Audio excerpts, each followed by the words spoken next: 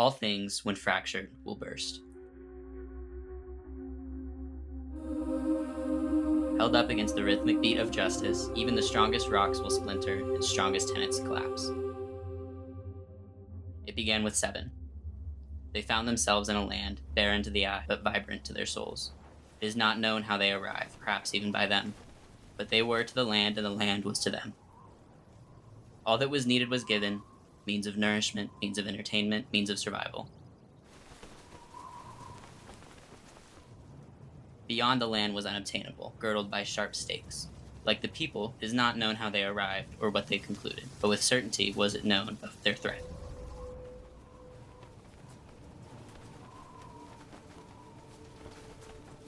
What?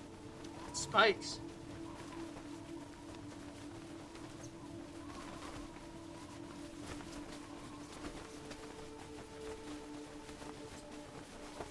They worried, knowing that the smallest misstep led to death, the great finale they ever wished to postpone. We build a fence. We could break a fence. Not if we agree it is a fence worth maintaining. The fence won't be broken, and us with it. Thus they made a fence, their construction lackluster yet sufficient. In time, their barricade was complete, imposing, pragmatic, resolute. As one, the 7 bound together, binding a covenant in their agreement and in their fence. The fence won't be broken, and us with it. The fence won't be broken, and us with it. The fence won't be broken, and us with it. The fence won't be broken, and us with it. The fence won't be broken. And us with it. They prospered.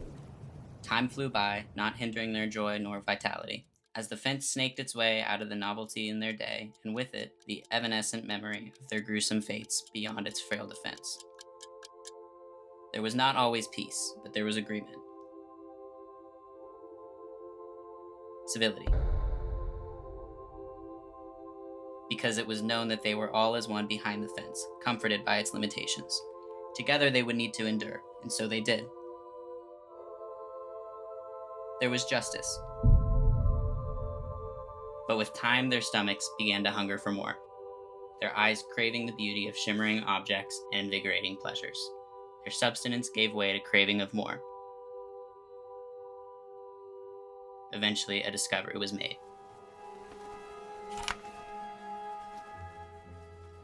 What? What do you see? Abundance!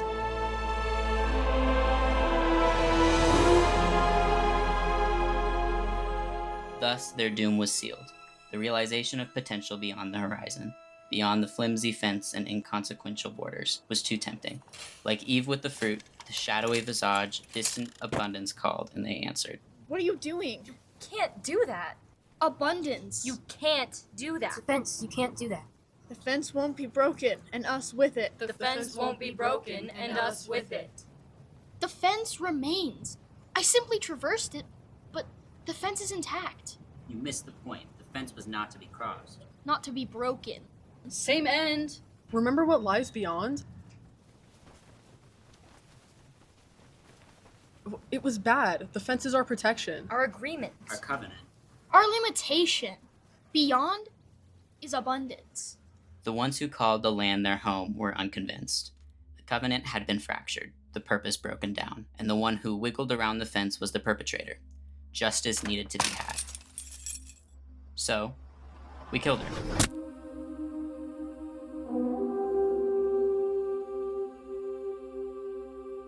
Pierced her with sticks, bludgeoned her with apples and rocks and other heavy burdens of civilized society, shattered her soul and smashed her skull. When our deed was done, our righteous eyes bloodied and flaring veins quenched with the surmounting dopamine of vigilante justice, we stepped back and noticed the fence was gone, broken by our rage, shattered in our destructive fairness. It lay mangled and fading, and with its demolition we found ourselves past the boundaries and not injured. A thought occurred to us. Beyond the land was said there was abundance. Abundance imperceptible from our eyes, but illustrious and rich in our minds. We began to think of the futures we could have there. Now that the fence was down, we began to think about what the others were thinking. Did they imagine the abundance as theirs to claim? We dashed towards our rightful claim on our illusory treasure. As the time had melded protection into prohibition in our minds, so quickly did we forget the purpose of the fence. Defense from impending doom. our blind abandon of structure, we found ourselves plunging onto the spikes which threatened us. One by one, like greedy plants clawing for the light, we pushed ourselves to our death. Upon frightened gazes, the spikes impaled our bodies, and our hopeless dreams of meaningless abundance for which we were too blind to see the glory of our substance with our peaceful fence. Thus we ended, as all great civilizations before us, by the weight of our greed and hypocrisy.